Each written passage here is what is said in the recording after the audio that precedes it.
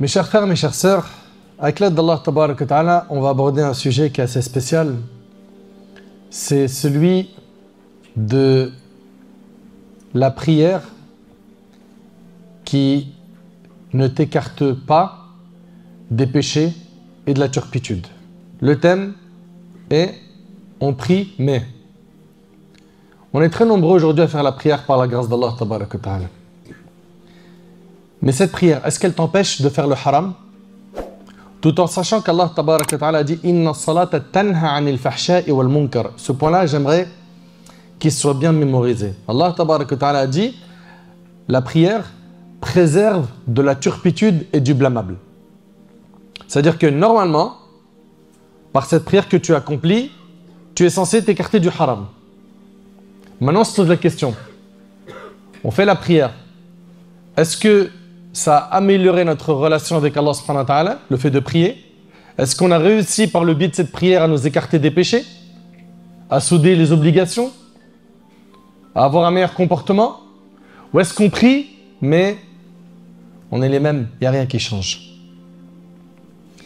Très rapidement, on va faire un petit constat qui fait un peu mal au cœur. Parfois, j'ai bien dit parfois pour ne pas généraliser, tu rentres à la mosquée, on fait la prière en groupe, puis après un de nos frères, il sort de la mosquée, il allume une cigarette. Il est à la mosquée, dans la maison d'Allah. Allah Ta'ala dit « Inna salata tanha anil fahsha'i wal munkar ». La prière, elle préserve des turpitudes et du blâmable. Normalement, ce n'est pas le réflexe qu'il doit avoir quand il sort, n'est-ce pas? Il va sortir de la mosquée, aller au travail, et au travail, vulgarité, malhonnêteté, il fait mal son job, etc. Mais tu viens de faire la prière. Tu viens de faire la prière. Ou bien certains de nos frères ou certaines de nos sœurs qui vont faire la salat, puis ils vont sortir avec des tenues vestimentaires qui sont interdites en islam. Mais tu viens de prier. Et Allah subhanahu wa ta'ala, il a dit, la prière préserve de la turpitude et du blâmable. Et là, en fait, on s'aperçoit qu'il y a un problème. C'est compris, mais la prière ne porte pas ses fruits. On prie, mais pas grand-chose change. Je suis le même. Allah Tabarak wa Ta'ala, il nous dit dans le Coran « Wa aqimu s-salah » et accomplissez la prière. Dans un autre verset « Wa aqamu s-salah » ils ont accompli la salat. « Wa yuqimuna s-salat » c'est toujours dans Surat al-Baqarah. Et ils accomplissent la salat. « Wal muqimina s-salah » et quant à ceux qui accomplissent la salat, Allah subhanahu wa ta'ala, il ne dit pas ceux qui font la salat, il dit ceux qui accomplissent la salat. Et en fait, c'est ça qui nous manque. C'est que nous, on prie, mais on n'a pas accompli la prière. Et on va voir ensemble, bi'idhnillah, à travers ces constats et ces conseils, comment accomplir la prière. Parce que si tu accomplis la prière, elle va te préserver de la turpitude et du blâmable. Mais hélas, ce qui nous manque, c'est d'accomplir la prière, pas la faire. Je le dis, je le répète, il y a une différence entre iqamatu salat et ada'u salat. Le fait de faire la prière et le fait de l'accomplir. Celui qui accomplit la salat, c'est quelqu'un qui va se diriger vers la salat avec son cœur et son âme. Il y a un aimant qui l'attire vers la salat. Pour lui ou pour elle, la prière est un délice. C'est un moment d'humilité. C'est un moment où on exprime notre servitude envers Allah. C'est un moment où on montre à Allah Tabarak wa Ta'ala qu'il est le riche et nous sommes les pauvres. C'est un moment où on montre à Allah Tabarak wa Ta'ala qu'on veut ce qui est auprès de lui, le paradis al-Jannah. Je le dis et je le répète, ce qui nous manque aujourd'hui, c'est d'accomplir la prière. La personne va rentrer en prière et elle pense à tout sauf la prière. Est-ce que vous trouvez que ça c'est normal? Ça s'appelle accomplir la prière, ça? Il rentre en salat, Allahu Akbar, il est censé avoir tout jeté derrière son dos. Il est en dialogue privé avec Allah. Le prophète alayhi salatu wassalam a dit que le moment où le serviteur est le plus proche de son Seigneur, c'est quand il est prosterné. La prière, c'est un dialogue privé avec Allah. La prière, notre bien-aimé Mohammed alayhi salatu wassalam, il disait à Bilal, apaise-nous par la prière au Bilal. Le prophète alayhi salatu wassalam, il a vu le prophète Moussa dans sa tombe en train de prier. Et Cheikh l'Islam Ibn Taymiyyah, rahmallah, il dit que la prière des prophètes dans leur tombe n'est pas faite par obligation, mais par pur plaisir. Tellement les prophètes ont pris goût à la prière, même dans leur tombe, ils font la prière alors qu'elle n'est plus obligatoire.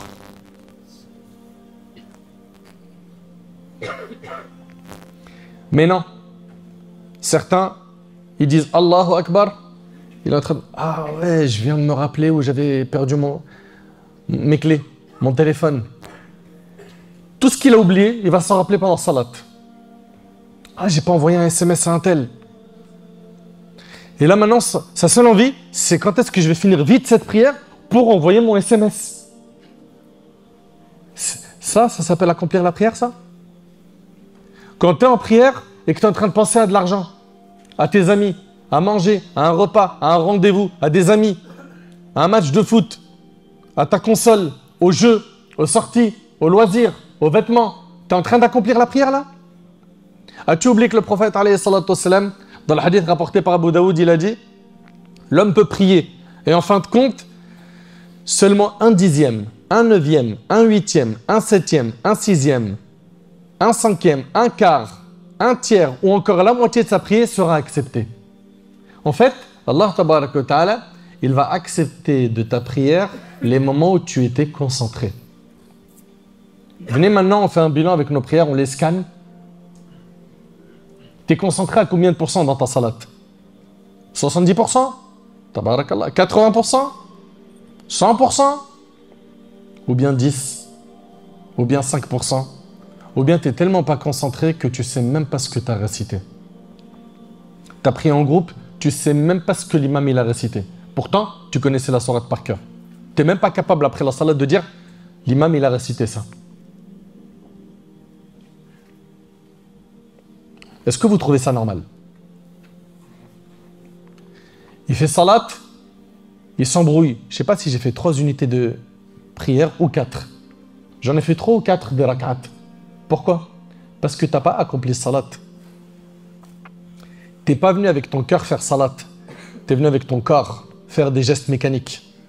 La personne qui aborde la prière avec son cœur, c'est une personne qui est bien connectée. C'est une personne qui va reposer son cœur pendant la salat. C'est une personne qui va savourer ce moment. Mais hélas, beaucoup d'entre nous, malheureusement, agissent comme Allah tabaraka wa ta'ala a mentionné dans le Coran, comme les hypocrites. Allah Azza wa Jalla dit wa idha qamu ila salat qamu kusala. Lorsqu'ils se lèvent pour accomplir la prière, ils se lèvent avec paresse. Ah, vas-y, il reste combien de temps là? 5 minutes pour le Maghrib. Vas-y, je vais me lever. Et le prophète me dit tilka salatul munafiq. Voilà la prière de l'hypocrite qui reste jusqu'à avant le Maghrib. Puis après, il se lève, le prophète me dit il picore la prière. Et réellement, c'est vraiment subhanallah, le terme adéquat. Il la picore. Il n'évoque Allah que très peu dans cette salat. Combien sont ceux et celles qui, lorsqu'ils rentrent en prière, on dirait des oiseaux en cage? Ils veulent qu'une seule chose, c'est être libérés de la cage. Est-ce le comportement de quelqu'un qui aime son Seigneur, qui est reconnaissant des nombreux bienfaits qu'Allah tabaraka wa ta'ala lui a donnés? Ça prend combien de temps la salat? Vas-y, tes 5 prières, ils prennent combien de temps? 1 heure dans ta journée? Sur les 24. Là, je dis 1 heure pour ceux qui vont réciter Allah Ibarak, hein. Ils vont faire preuve de piété, d'effort. Parce que certains, c'est quoi? Sa prière, elle dure 2 minutes. 5 minutes. 5 fois 5. Allez, 1 demi-heure par jour. Tu trouves que 30 minutes pour ton Seigneur, c'est trop? Sur tes 24 heures? Lui qui te donne la santé? Qui peut la reprendre? Lui qui te préserve de beaucoup de maux, de beaucoup d'épreuves. Lui qui te donne à manger, tu as un toit, tu as. Wa in ta'uddu ni'matallah la tuhsuha. Allah subhanahu wa ta'ala dit si vous comptez les bienfaits d'Allah, vous ne saurez les dénombrer. Donc chacun d'entre nous doit faire le nécessaire. Pourquoi? Pour savourer cette salat. La savourer. On en est arrivé à un stade aujourd'hui où on n'est plus concentré dans la prière. On ne médite plus l'essence de la salat. On ne médite rien. Ni la récitation, ni nos invocations, ni les afkars qu'on prononce, Subhana Rabbil Azim, Subhana Rabbil Azim, on ne médite pas. Normalement, le croyant, le pieux, il doit faire le nécessaire. Pourquoi? Pour approcher la prière avec son cœur. Ali ibn al-Hussein, quand il faisait les ablutions, il devenait pâle. On lui disait, c'est quoi ce qui touche là pendant les ablutions? C'est quoi ça? Il disait, vous savez, je vais me lever, je vais me tenir debout devant qui là? Là, je vais me tenir debout devant le Seigneur des mondes. Quand l'un d'entre nous, il a un rendez-vous, il est convoqué, ou un rendez-vous avec son directeur, que ce soit un étudiant ou un salarié, tu es appelé par le supérieur hiérarchique, tu ressens du respect, une certaine pression, c'est du sérieux. Tu vas faire attention à ce que tu vas dire. Tu vas pas être en mode clown. Et subhanallah, devant Allah tabaraka wa ta'ala, les plus mauvais des vêtements, les plus mauvaises des odeurs, aucune concentration, aucune humilité, prière bâclée, toujours les mêmes sourates, même dans les invocations, tu sais même pas ce que tu dis tellement tu dis vite et n'importe quoi. Et après on se demande pourquoi est-ce que notre prière, elle nous écarte pas du blâmable et des turpitudes. Mais t'as pas accompli la prière, tu as fait la prière. Tu n'as pas accompli la prière. Il faut bien comprendre ce point. Certains trouvent donc cette prière lourde. Et donc quand ils vont la faire, c'est rapide et bâclé. Wala hawla wala quwwata illa billah. Vous savez, une parmi les choses qui a fait que la prière n'a plus cette saveur, c'est quoi? L'amour excessif que l'on a pour ce bas monde. On aime tellement ce bas monde qu'on pense qu'à lui pendant la salat. Si nous, réellement, on voulait l'au-delà, ce qu'on ciblait, c'était le paradis, la récompense d'Allah tabaraka wa ta'ala, on n'aurait pas ces prières non qualitatives. Non. Al-Hassan al-Basri, quand il a parlé de ce bas monde, et qu'il l'a décrit, il a dit, ce bas monde, par rapport à l'au-delà, c'est comme l'Orient et l'Occident. Plus tu te rapproches de l'un d'entre eux, plus tu t'éloignes de l'autre. Plus tu te rapproches de l'Orient, plus tu t'éloignes de l'Occident. Plus tu vas te rapprocher de ce bas monde, plus tu vas t'éloigner de l'au-delà. Plus tu vas te rapprocher de l'au-delà, plus automatiquement tu vas t'écarter et t'éloigner de ce bas monde. Et là maintenant, il faut qu'on se pose la question. C'est quoi notre but dans notre vie? On court derrière quoi? Quel est notre objectif? Faire des sous, de l'argent? Acheter, être proprio et après? Est-ce que tu penses que si tu es proprio, ça y est, c'est terminé? Tu vas t'arrêter là? Non. Le fils d'Adam, il est gourmand. Il en veut toujours plus. Il ne se rassasie jamais concernant quoi? Les plaisirs de ce bas monde. Il a acheté un terrain au bled, difficilement, il en veut un deuxième. Il a eu le deuxième, il faut construire maintenant. Il a acheté un appart, il veut le deuxième, un plus grand. Il a acheté une voiture, elle est démodée maintenant. Il faut que j'achète une plus récente. Ouais, et c'est comme ça, l'humain il est comme ça. Allah Ta'ala a dit vous aimez l'argent, hein, les biens, d'un amour sans limite. Et le prophète a dit, si le fils d'Adam il avait une vallée d'or, il en souhaiterait une deuxième. On veut toujours plus. Mais pourquoi on n'est pas comme ça concernant le paradis, c'est éternel? Ici, tu vas rester combien de temps? Ta maison que tu as achetée, là, qui a besoin d'entretien, tu as payé des charges, et voilà, il faut la surveiller, il faut ceci, il faut cela. Tôt ou tard, tu vas laisser ça aux héritiers. Tu vas partir.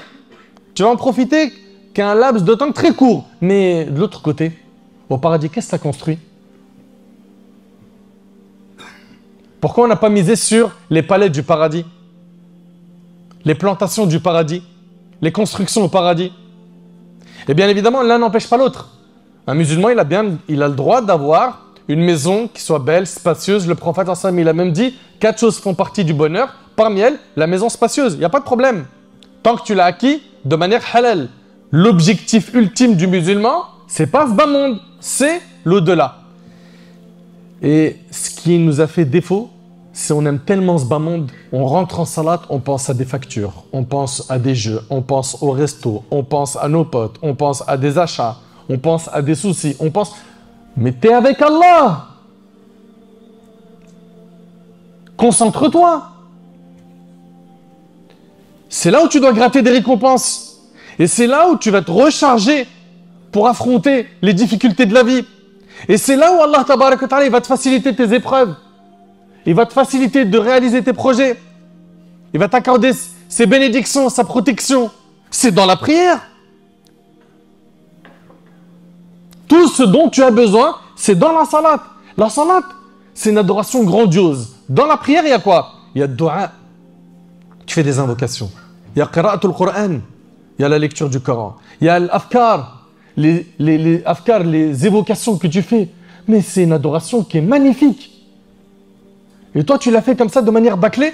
Et après, tu me dis, franchement, j'ai fait la prière, j'arrive pas à m'arrêter pour ce qui est des péchés. Tout le monde me dit, prie et la prière va t'aider à arrêter les péchés.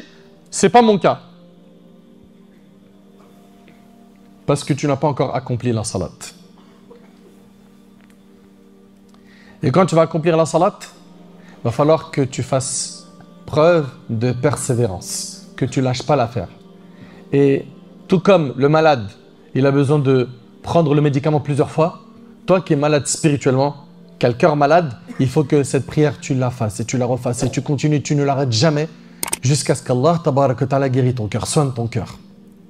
C'est avec cette prière que tu vas pouvoir combattre les addictions, haram, les péchés. C'est avec cette prière que tu vas réussir à te détacher de cette fille dans le haram, de ce garçon dans le haram. C'est avec cette prière que tu vas réussir à changer de fréquentation. C'est avec cette prière que tu vas arrêter les fréquentations illicites. C'est avec cette prière que tu vas réussir à combattre les péchés des yeux. Quand tu seras en train de scroller sur ton smartphone et que tu vas tomber sur une image haram, non, je peux pas. Moi, je suis quelqu'un qui prie, moi j'adore Allah subhanahu wa ta'ala. Moi, je suis un serviteur d'Allah et pas un serviteur de mes passions. Et tu auras donc cette force, cette énergie qui va te venir d'Allah, qui va te permettre de t'écarter du haram. Hélas, on a beaucoup de gens aujourd'hui qui font la prière et qui ont un très mauvais comportement. Ils ont un très mauvais comportement. Et s'ils en sont arrivés à ce point, c'est parce que jusqu'à maintenant, leur prière n'est pas accomplie comme il le faut. Allah tabaraka wa ta'ala nous dit « Inna salata tanha anil fahsha'i wal munkar » Retenez s'il vous plaît, la prière préserve de la turpitude et du blâmable. À chaque fois que je parle avec des jeunes qui ont du mal avec les pratiques religieuses, ils sont dans la drogue, dans la délinquance, etc. Ils me disent « J'ai envie de commencer », je dis « Commence par la salat, apprends qui est Allah, apprends la religion » parce que plus tu vas apprendre à connaître Allah tabaraka wa ta'ala, plus ton cœur il va s'adoucir, plus tu auras une facilité de t'écarter des péchés, tu feras preuve de pudeur devant Allah tabaraka wa ta'ala, tu ne lui désobéiras pas. Et donc, commence par le fait d'apprendre et la salat, connecte-toi à la salat. Tu dis, mais je ne peux pas prier avec ce que je fais comme péché. Si je prie et je fais ces péchés, c'est-à-dire que je suis hypocrite. Bien évidemment, on ne lui dit pas, prie et c'est pas grave les péchés. Non, prie et combat les péchés que tu fais avec cette salat. Utilise cette prière comme une arme contre tes péchés. Et avec les efforts, ça va payer. Avec les efforts, ça va payer. Toute personne qui veut que sa prière soit qualitative doit écouter ces versets attentivement. Alladhina hum fi salatihim khashi'un. Allah tabaraka wa ta'ala il fait l'éloge des croyants dans la sourate 23, sourate al-Mu'minun, et il dit ceux qui prient avec recueillement. Apaise ton cœur et concentre-le vers ton Seigneur dans la salat. Parfois, il arrive que notre petit frère ou notre petite sœur, ils sont devant la télé, lui il regarde un match, elle regarde un film par exemple, puis il y a l'heure de la salat. Et à l'intérieur, il y a un combat, à l'intérieur de sa tête. Est-ce que je prie ou le match? Et d'un coup, il y a une pub. Délivrance. Allez, je me lève vite, je prie. La prière à ce moment-là, c'est une prière qualitative ou c'est du bâclé rapide? Et puis il va penser à quoi dans la salat? Lui qui était absorbé par la première mi-temps. Ok? Ou elle était absorbée par telle série ou tel film, etc. Il faut se conditionner avant de rentrer en salat. Ou bien des fois ils sont en train de rigoler, ils blaguent, ils blaguent, ils blaguent, ils blaguent. Après il dit, ah, vas-y c'est bon, stop, un peu sérieux, alignez-vous. Allahu Akbar. Ils viennent de rigoler pendant 2-3 minutes. Et immédiatement après, mais marque un temps, essaye de te conditionner pour cette salat. Prépare-toi. Pourquoi? Pour avoir de la concentration. Ok? Allah tabaraka wa ta'ala dit وَالَّذِينَ هُمْ عَلَى صَلَوَاتِهِمْ يُحَافِظُونَ. Oui, tu veux être de ceux qui accomplissent la prière, il faut que tu la valorises. Tu veux valoriser la prière, le temps de la prière il entre, fais-la rapidement. Le fait de la faire rapidement, parce que tu aimes Allah, pas j'ai envie de m'en débarrasser. Le fait de faire cette prière rapidement, pour t'en débarrasser, c'est pas le comportement du croyant. Non. Mais le fait de te hâter pour la faire vite, parce que tu sais que là, il y a un rendez-vous fixé avec Allah tabaraka wa ta'ala, hein, c'est le moment de la salat, oui. Ça, c'est un signe que ton cœur se porte bien, et surtout, c'est de cette manière-là qu'on accomplit la salat.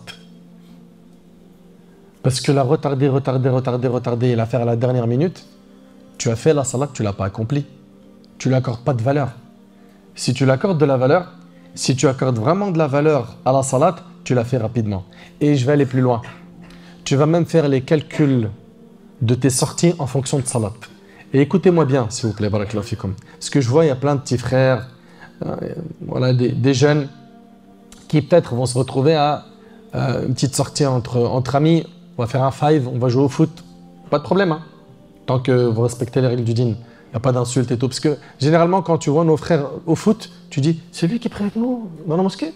Oh, sa langue. Oh, ah, c'est une mitraillette, comment il dit des gros mots. Quand tu mets leur un ballon, tu vois le vrai visage des frères. Et subhanallah, tu vas aller jouer au foot, ou tu vas faire une sortie pour manger un morceau, etc. Faites tous vos calculs en fonction de la salat. Tous vos calculs, vous les faites en fonction de la salat. Allah tabaraka wa ta'ala, il va bénir votre vie. Et il va vous faciliter de faire la prière, peu importe la situation dans laquelle vous vous trouvez. Parce que certains vont dire quoi? Ouais, mais non, mais mon frère Nader, on était dans un endroit, c'était impossible. Cherche, invoque Allah, sois sincère. Wallah, Allah il va te faciliter. Juré par Allah. Allah Ta'ala n'a-t-il pas dit quiconque craint Allah, Allah il lui facilite une issue favorable. Combien de fois, moi et d'autres parmi vous, et vous le confirmerez, on s'est retrouvés dans des situations, oh, salat, et Allah il nous a facilité. Oui ou non? Levez la main. Oui ou non? Ça vous est déjà arrivé ou pas? Mais des cas, il y en a eu plein. Plein. C'est parce que juste on a voulu faire une chose, faire dans notre salat une priorité. Allah subhanahu wa ta'ala il nous a facilité. Mais nous, qu'est-ce qu'on fait? On se met des freins. Ah non, non, moi je ne peux pas prier, hein, je ne suis pas chez moi.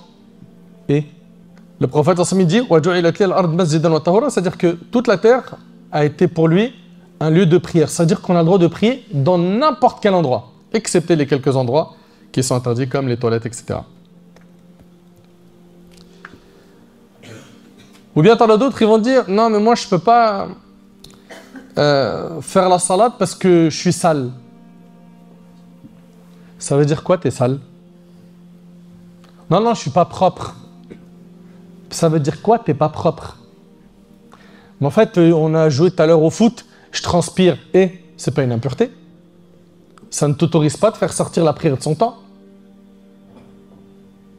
En fait, c'est pas difficile. T'as pas de raison valable pour faire sortir une prière de son temps. Tu ne peux pas prier debout. À cause de ta maladie, tu pries assis. Tu ne peux pas prier assis, tu pries allongé en bougeant la tête comme ça, en faisant imam. Même ce geste avec la tête, tu n'arrives pas à le faire, tu pries avec tes yeux. Tu n'arrives pas à utiliser l'eau à cause de ta maladie, ablution sèche, tayammum. Tu es en voyage, tu peux regrouper les prières. Et elles sont réduites. Au lieu de 4, elles sont à 2 unités. C'est quoi ta raison?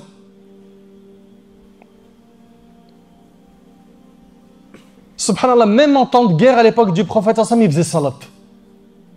Vous imaginez, dans la bataille de Uhud, le prophète il est blessé et les compagnons ils vont l'aider, ils vont le porter et il va faire salat.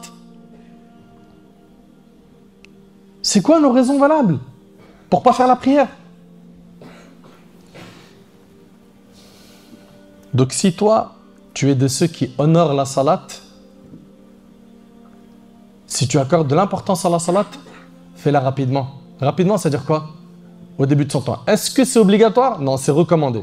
Dhuhr, il est rentré, il est recommandé de le prier au début de son temps. Mais il est autorisé de le prier de son début jusqu'à sa fin. D'accord? Tant que le Dhuhr, je ne l'ai pas fait sortir de son temps. Je fais sortir une prière de son temps, j'ai un grand péché. Il y a un fleuve en enfer qui est dédié à ces gens-là, qui font sortir une prière de son temps. Allahu Akbar. C'est terrible. Valorisons la prière.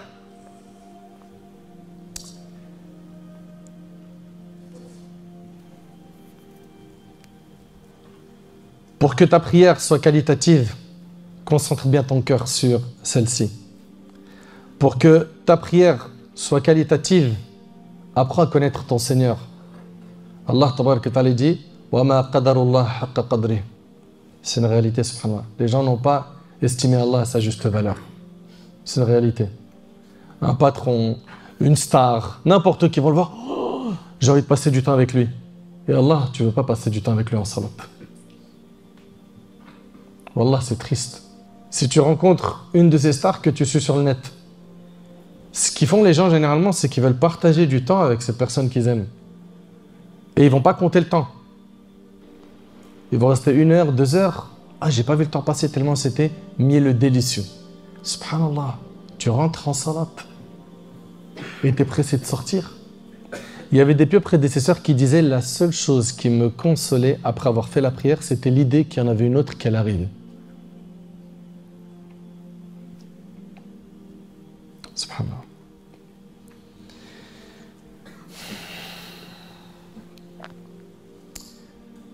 Aussi, toi qui vas rentrer en prière, chaque acte et chaque parole dans la prière est censé te rappeler la grandeur d'Allah tabaraka ta'ala. Tu as dit Allahu Akbar. Tu dis Sami Allahu liman hamida. Tu as dit Subhana Rabbi al-Azim. Toutes ces paroles-là, médite-les, comprends-les. En les comprenant, la prière va avoir de la valeur dans ton cœur et tu vas l'accomplir. Et tu vas l'accomplir. Pour synthétiser ce que je vous ai dit jusqu'à maintenant, ce que j'aimerais, Inch'Allah, qu'on ressorte avec quelque chose, que ce ne soit pas des contenus très longs à écouter. Pour synthétiser, toi qui veux accomplir la salat et pas la faire, aime-la, aime cette salat, donne-toi les moyens de l'aimer. Fais-en un objectif. Mon objectif, c'est que j'aime la salat. Ok? Je vais apprendre à connaître la valeur de la salat. Ok? En lisant un peu plus à son sujet. Je vais faire le nécessaire pour me rapprocher plus d'Allah tabaraka ta'ala dans mes invocations afin qu'il m'aide.